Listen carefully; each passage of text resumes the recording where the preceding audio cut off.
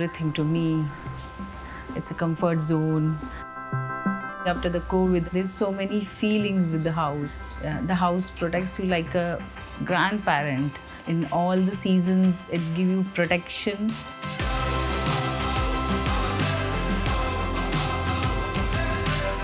I'm blessed to have a lavish house, very spacious house, because buying a house, especially in this Mumbai area, it's quite expensive. My favorite object or the corner is temple. Prayer is a special part of my day. This I do thrice a day. I do many things, burning diyas, doing pujas. Like for the positive vibe, I like ring the bell in my whole house, burn dhoopas, what we call in Indians. So this corner is very special for me.